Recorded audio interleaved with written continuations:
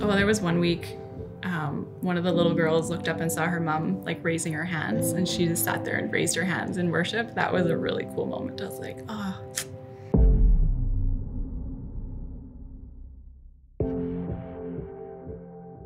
It's hard to go to church. We have 4 little kids, and when there's no childcare, your 2-year-old is just wild and crazy, so you miss church at church. We've actually been praying for a long time of like, man, we need like a group of people in our home that we could watch it together, because we were just watching it with our family, which is fine and it was great, but we wanted to do it with more people, right? We thought we would just be creative and try to do something that would involve belonging and coming together and fellowship and all this stuff that scripture talks about, but it's not necessarily have to be in a church building.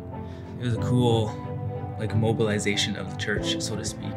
I think too, we know the feeling of wanting belonging, right? We're like, there's got to be other people that feel like this, that want to do this. So then you just start asking people, and we do worship together. So the kids kind of all sit in the living couch area and they are loud. And then, yeah, the adults, we kind of all stand around in the back and we just all do worship. We watch it together.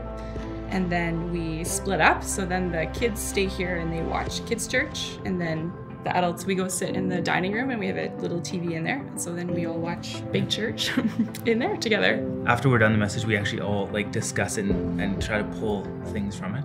You all have different perspectives, you all have different ways of viewing what has been spoken. And then you can just kind of gather each other's whatever revelations or thoughts and just kind of build upon one another's views and perspectives. And everyone's fairly different, so it just makes it so much more rich.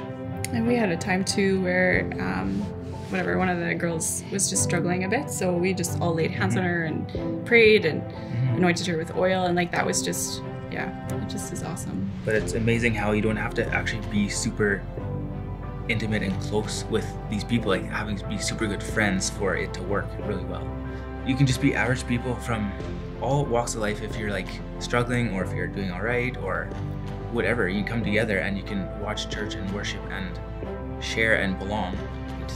Yeah, it's definitely, well, even from our experience of doing it just us and then now doing it with a group of people, it's definitely better doing it with a group of people. And it's just, and then the snacks after, like just the whole thing, just the fellowship and there's just so much joy, and it just feels like God is here and we're just in our house. Like, I don't know, it's crazy. It's pretty cool. It's breaking the mold of church is the place where you meet God. Yeah. And it's not at all, because we are the church is in the building. And it's like a thing that we can look forward to. I look forward to the weekends and look forward to Sundays, because we know that people are coming over and their friends are coming over and the kids are pumped, and it just brings up such a life again that was lost. So we just kind of had enough of just doing nothing, had some creative ideas, and we just ran with it.